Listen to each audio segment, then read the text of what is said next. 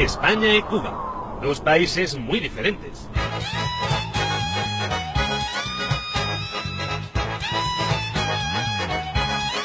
Veamos algunos datos para hacernos una idea de cuán diferentes son. La renta per cápita en España es de algo más de 30.000 dólares, en Cuba algo más de 5.000. El Producto Interior Bruto de España es de 1.358.000 dólares. El de Cuba es de 68.000 millones de dólares.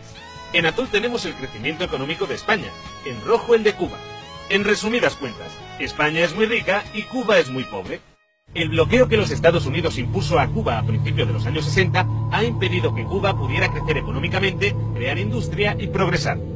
Sin embargo, tanto Cuba como España son dos países llenos de misterio. Que yo ya estoy harto de que no prestemos atención al enorme misterio, a las historias increíbles de película que surgen en nuestra propia tierra.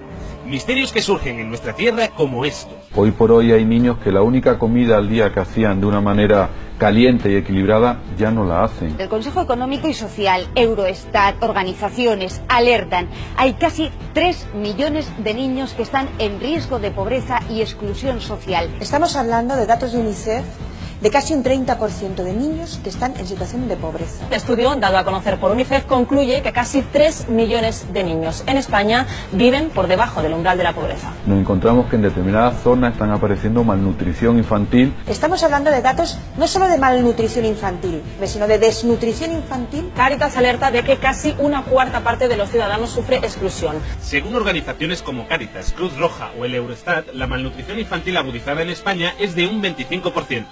Según la ONG Save the Children, un 33,8% está al borde de la exclusión social. Hablar de exclusión es decir que son personas sin empleo, sin sanidad y sin vivienda.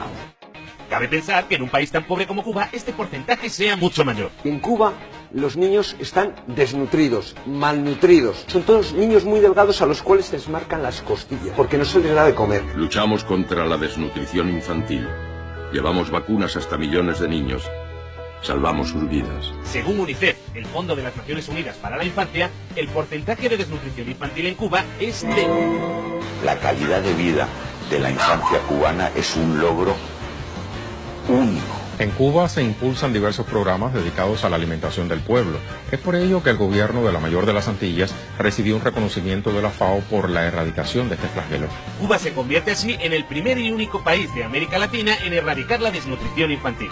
La FAO, que es la Organización de las Naciones Unidas para la Alimentación y la Agricultura, ha reconocido también este logro, además de la erradicación del hambre, tanto infantil como adulta. La FAO es la Organización para la Agricultura y la Alimentación de Naciones Unidas. Felicitó al pueblo de Cuba y al líder de la revolución cubana, Fidel Castro. Es por haber cumplido con la meta de reducir la desnutrición en el país. Pobres pero bien comidos, como el consejero de Sanidad de Madrid. Que no está en cuenta que yo llegué a la política comido. Pero no es el único logro social de Cuba que cuenta con reconocimiento internacional. Otro de ellos es la educación.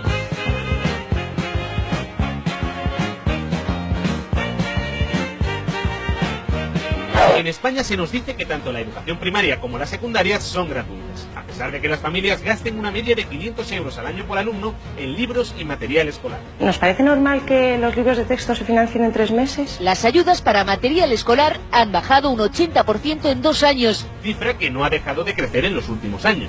Con la llegada a la universidad la cosa se complica, porque a esto se le suman tasas universitarias y matrículas. Ha llegado la marea verde contra la Ley Wert, una concentración secundada por diferentes colectivos. Los rectores anuncian que esa subida será de una media de un 20% y eso va a impedir que muchos estudiantes puedan acceder a una carrera. De hecho, desde la Ley Wert hay 45.000 universitarios menos. En Cuba, tengas o no tengas dinero, tienes derecho a una vivienda gratuita, tienes derecho a la educación gratuita, sin tasas ni matrículas. En Cuba la educación es completamente gratuita, incluso en la universidad. De hecho, Cuba es el primer país de América Latina que ha erradicado el analfabetismo según la propia UNESCO ha reconocido. En esta clasificación, Cuba es la primera nación de América Latina y el Caribe y supera a países ricos como Estados Unidos, Dinamarca, Australia, Bélgica, Alemania o Israel. El segundo país latinoamericano en sumarse a la lista de países alfabetizados ha sido Venezuela. El Instituto de Estadística de la UNESCO, que es la Organización de las Naciones Unidas para la Educación, la Ciencia y la Cultura, indican que Cuba es el país con mayor tasa bruta de matriculación del mundo, por encima incluso de Corea del Sur y Finlandia. En el quinto puesto está Venezuela, por encima de los Estados Unidos y por encima también de la media de la Unión Europea. Es el segundo de América Latina por detrás de Cuba. España está en el puesto 11, justo por debajo de la media europea. Y aunque a mí no me guste la falta de pluralismo político, los logros sociales de un proceso político que estuvo amenazado de manera ilegítima por los Estados Unidos y que ha seguido estando amenazado, me parece que deben ser reconocidos. Y esto nos lleva a otro de sus logros reconocidos internacionalmente, que es la sanidad.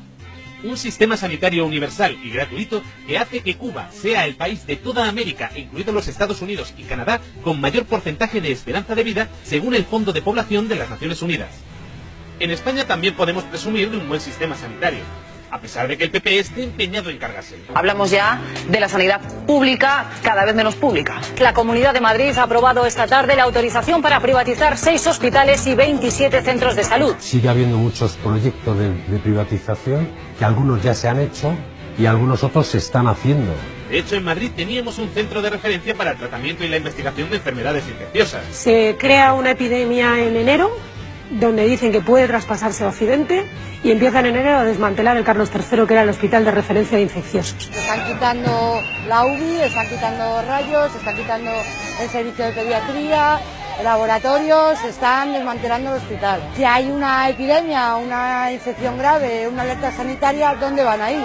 Cuando nos trajimos el ébola a España, el centro había sido desmantelado y el virus no fue debidamente contenido. Los expertos que vienen, que manda la Comisión Europea, dicen no, el Carlos III no está en condiciones de aceptar un desafío como este, pero sí lo estaba. Si queremos atajar el ébola, la epidemia que se extienda por todo el mundo, hay que ir a la raíz, hay que ir a África, hay que llevar personal competente y preparado a África y hay que dotarlo de medios y de recursos. Esto ha faltado y ha fallado estrepitosamente. Algunos países lo están haciendo. Cuba también decidió enfrentarse al ébola, pero no a 2 casos concretos, sino a miles. La lucha contra el ébola puede propiciar una insólita colaboración entre Washington y La Habana. Los mandatarios del ALBA se han reunido en La Habana para coordinar las estrategias para la lucha contra el ébola, que es uno de los países que más colabora en la lucha contra el virus. Cuba ha enviado ya más de 200 médicos cualificados y mientras prepara otros casi 300 para mandar una segunda partida. Médicos que han sido preparados durante semanas en contraposición al cursillo de media hora que se ha dado a los médicos españoles. Una formación de unos 20 minutos e inclusive algunos prácticamente ni se habían puesto el traje. Actualmente Cuba es el país que más médicos exporta del mundo y la calidad de sus sistemas, tanto educativos como sanitarios, están avalados, además de por la ONU, por otros organismos como la OCDE. Son los datos que normalmente no cuenta la prensa occidental, pero que se pueden comprobar en los informes oficiales de las Naciones Unidas. No obstante, Cuba es muy pobre. España está en el puesto número 12 del ranking de países más ricos del mundo que hace el Banco Mundial. Es el 6º más rico de Europa. Cuba está en el puesto 62.